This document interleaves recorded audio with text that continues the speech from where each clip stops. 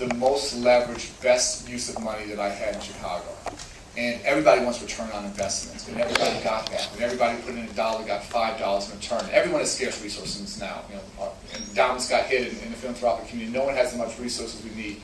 What I would challenge foundations to do would be to invest in those places that are really serious about this. And frankly, some places aren't.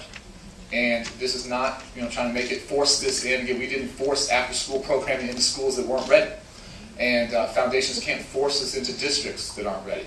But where folks are ready to invest significantly, to leverage funding at every level, state, local, federal, nonprofit side, philanthropic side, corporate side. And the biggest thing for me that I was so lucky in Chicago is to stay the course. What you see so often in philanthropy is they get onto a great idea, they do it for 3 years, and then they move to the next sexy idea.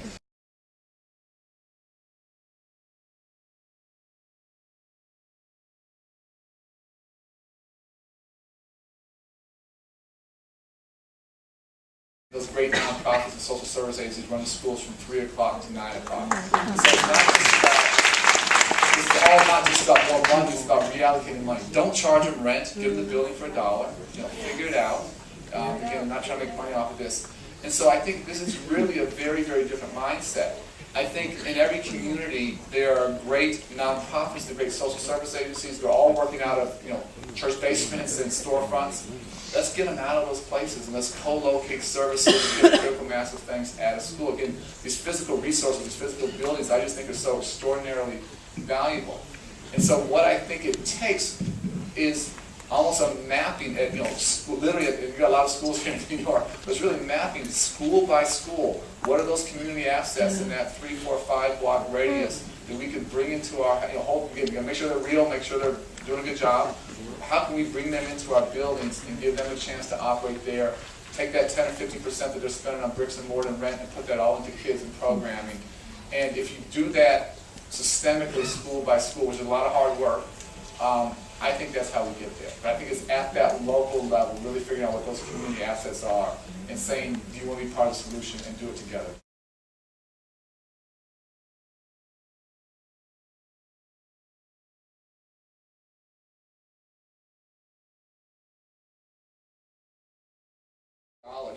To invest in places that are going to break through in 2 areas: dramatically increase access and dramatically improve quality.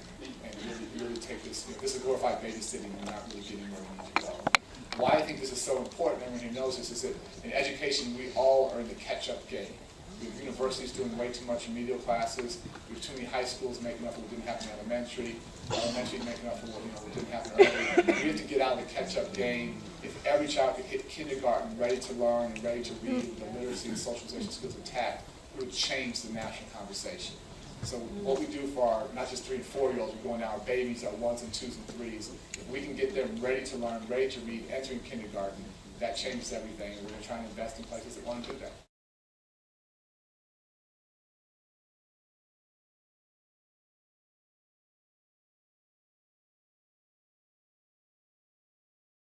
Important, foundational, absolutely.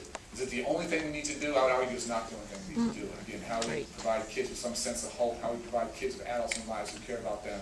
So yes, as a country, we need to do a much better job of teaching children to read. We need to invest there.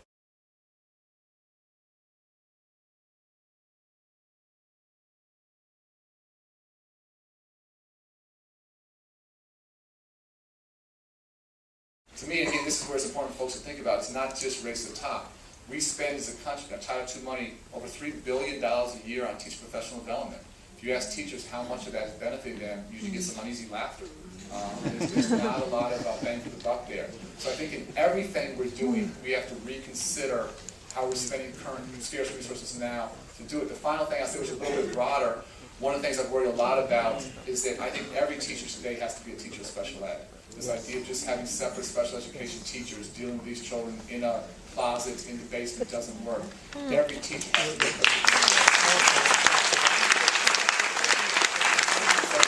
part of a larger conversation about a comprehensive way of much better equipping teachers to deal with the tremendously diverse and challenging situations they face.